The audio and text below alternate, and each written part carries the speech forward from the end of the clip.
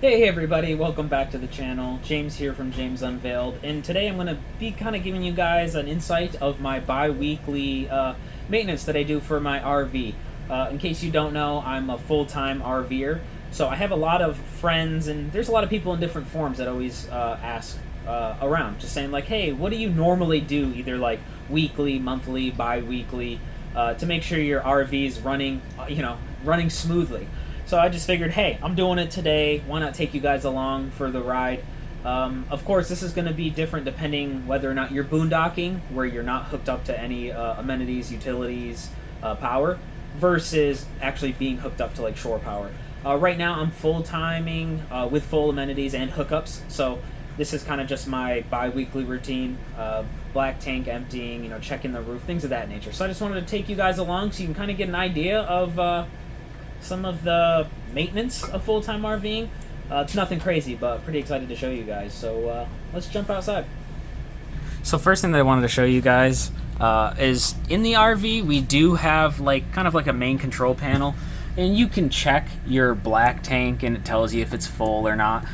These gauges don't always work that good because crud gets on the sensor and you never know when it's actually telling you the truth. So what we usually do is there is a cool little method. It's called when your toilet starts gurgling when you flush, it's time to empty the black tank. So we're out back of the RV now. As I said, I'm full hookup, so I mean I got power that goes to the RV, poo hose, gray tank, everything that just drops it where I need it to be. And then we have our wet bay area. So I just open this up. I think I got a little lizard in here crawling around. I don't know why he's living in there. I don't know why they made it so there's just a giant hole in the bottom, because when you put your hose through, what do? But we'll keep going here. So basically for me, when you're full-time RVing connected to this, you just leave your gray tank open all the time. So that will be any water from your sink, shower, things like that, and it just will completely just go down the tubes so you're not filling up that tank. Usually before you dump, a lot of people will close the gray tanks, usually a day before, so that way once you're done flushing your black tank, you can pull the valves for the gray tank and then it will clean your hose. So it's kind of up to you, however you want to do it. My gray ones are already open, so my black tank is right here, so I'm just going to give this a tug. It's a little tough on mine. Boom. That'll start draining. We're good to go. So usually while that's draining, just takes a minute. I just want to mention, you can flush your black tank. Certain RVs have that ability. So right here, I can hook up a hose. I usually do that every other time that I flush the black tank. It'll vary depending on how often you need to flush it with how many people in the RV. There's just me and my fiance, so it's, we can go like 2 weeks without having to empty the black tank. So just wanted to mention that. Oh, and something really cool. I also keep one of these Yo-Link sensors in here for like water. So that way, for some reason, I start leaking in here, that will start to get wet. And then once water touches like the metal connectors, there's some on the bottom too, it will send a notification to my phone. That way I know if there's any leaks, I can tend to it really quick. And while that finishes up too, I don't always do it, but I definitely give my hot water heater just a quick check, just to make sure I don't have any leaks or anything that may pose as an issue in the future. You do need to change your anoid rod every once in a while, or check that, which that might be a different video if you guys are interested. That's a little bit less frequently, but it's something you definitely want to do to protect your hot water heater. Black tank has finished, so we will push that in. Boom, I just give it an extra little push, make sure it's in there firm. We're good. We can close this up because this is not going to be the time that I'm flushing the black tank. So I just close this right up. Normally I lock this, but for the sake of the video, we're not going to bother. Then I also like to just take a quick check at my hose, make sure there's no damage or anything wrong with my filter. I try to replace these every few months, so the water that's going into your RV is filtered. I usually don't drink water out of the tap in the RV, but it's just, good if you're using it for animals, washing dishes. I'd prefer some filtered water. I like to rotate over to the side and check the fifth wheel hitch stabilizer. As you see here, this thing is pretty well built, but having this here helps a whole bunch. So you get a little bit less bounce in the front of the RV, especially when you have a washer and dryer in here. Yeah, that RV gets rocking. So I just make sure that it's firm, stiff, and then also I make sure that this doesn't look like it's a little bit off level. That would let me know that too much weight's on this or not enough weight is on this. So just accordingly, you just want to make sure that it's nice and snug. And then also moving around, I usually like to just check everything seam-wise that has any type of silicone. So for example, if I were to follow all this around, I just make sure that none of the silicone is damaged, or I see spots where water could leak into. So you can see like all through here, I just check this silicone. It's a little bit sloppy right now because I had to load some in there, but you see all this is siliconed. Just anywhere that water could pose a threat, I just like to double check and re-silicone. That also goes for slides. I double check to make sure the bottoms of the slides are good. That way if any water does come down the side of your slide, it doesn't kind of roll underneath and get down here and destroy the floor of your slide. The side of my slides really looks a little bit sloppy, but this was all black.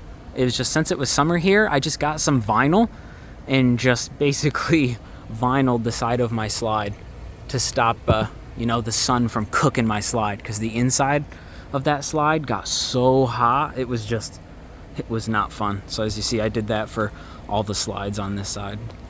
Then after taking a good look at all the silicone spots, I like to check the slide stabilizer. So I only have slide stabilizers underneath this slide right here. So I just like to make sure that these are, again, nice and firm. We want them snug, not too snug. So when it comes to slides, kind of how it operates is when it comes out of your RV, the slide comes out and then it has a slight slant like this. So just imagine it falling out slightly. And that's to kind of keep water from falling inwards. So if it were to downpour rain, you don't want water to just come inside underneath your seal and leak into your house, because that would be absolutely horrible. So they naturally need to come out and fall slightly. So with the slide stabilizers, you want them snug enough where it's giving you some good stability, but not enough where it's pushing the whole slide up. So, just double check those. I have 3 in here. I have 1 on each side, and then I have 1 that kind of supports the middle of the floor. These are pretty wide slides, as you can tell. So, around the halfway point, I just like to put a little bit more support in there just to keep the floor nice and firm, because, it's just a solid piece of wood that stretches. I think this is like a 12-foot slide. So, definitely good to check. We're about to the time where I'm going to completely wash the RV one more time before winter comes. So the roof's going to be a little bit dirty right now. As you see here, water from the AC kind of trickles down the side. We'll go into the gutter and then out the side. It really varies on how the water goes. You just follow the dirt trail and see. And then you can also see the spots where, I saw there might have been a leak, so I patch it with some lap sealant to make sure we don't have any issues. This is when I just go along the roof and just check to make sure everything's good. With the slides, because I do not have a slide topper yet, that is totally on the list, but they're a pretty penny. Anywhere between like $500 to $700 if you install it yourself, which I'm totally going to. But I just look all in here. I'll try to zoom in to show you guys. Each one of those, I follow along with lap sealant to make sure there's no possible issue that a screw is going to show, water's going to fall. It's, you don't want any leaks. Leaks are the enemy. So just following around the roof, as I said, this is just bi-weekly.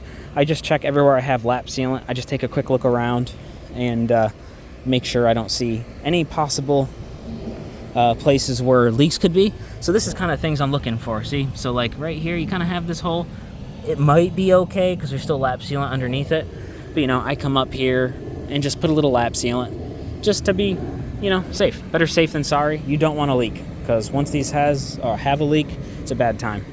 And I can see here I have some debris, so once I'm off video, I'll come up here and blow this all off. This RV did have a leak when I originally got it, which was patched, so I also come up here to make sure that it doesn't have any issues where it was patched. So they kind of put some metal here and then sealed it all up. Luckily, there was no real damage to the inside of the RV, but, always want to check it. And then also, I just check my air conditioning units, make sure there's no issues with them, make sure everything's looking good. This is Florida, so you need your ACs working. So, down below, and we will wrap this up. And then lastly, I like to check my bumper stabilizer. It seems so simple to have, but it's so nice when the RV kind of gets moving, especially with Quincy and they running around.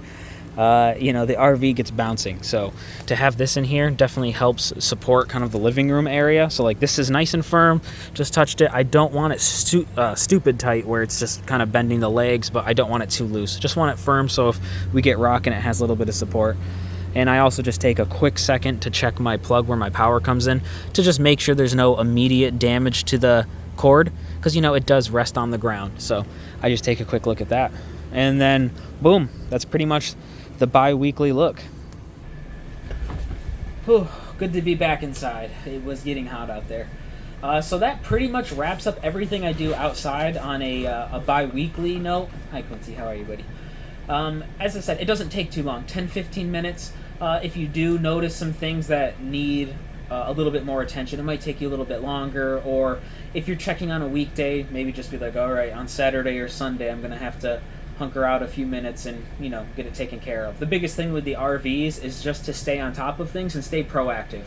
If you wait and you do have a small leak or something, you know, this isn't like a full home, you know, like water's going to do a lot of damage in an RV, and it's just not going to be fun to fix. So highly recommend just taking the time out just to, you know, be ahead of the ball. So since I'm done with everything outside, the last thing I want to mention is a little bit of RV Digest It. Since we emptied out the black tank, I usually fill up the toilet once just with regular water.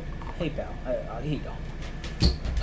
I fill it up with water once, and then the second time I fill it up, I'll put a few ounces of this in there and flush it. This kind of sets the black tank. So this liquid right here just, you know, liquefies solid waste, breaks things down, and also neutralizes odors, which is very important, especially with the black tank. You do not want smells coming up when you're actually flushing the toilet. So I highly recommend getting some of this. It's not too expensive, and you're only using a little bit each time, so this usually lasts quite a while. I mean, I'm reading this right here. It's 2 ounces, treats a 40-gallon black tank, and there's 32 fluid ounces in here, so, you know, gives you an idea. It'll last you a little bit. So throw some of that in, and you're pretty much set. So hope you guys enjoyed, and I hope it gave you kind of a glimpse into, you know, just everyday maintenance for the RV. Of course, there's a whole bunch of other small things, and maybe we'll get to those in another video. Go get it. But that is for next time. So if you like the video, please hit the thumbs up button. If you have any questions or comments, drop them down below. And if you want to see more of Quincy and I, just please hit the subscribe button. Whoa. So until next time, guys, have a good day.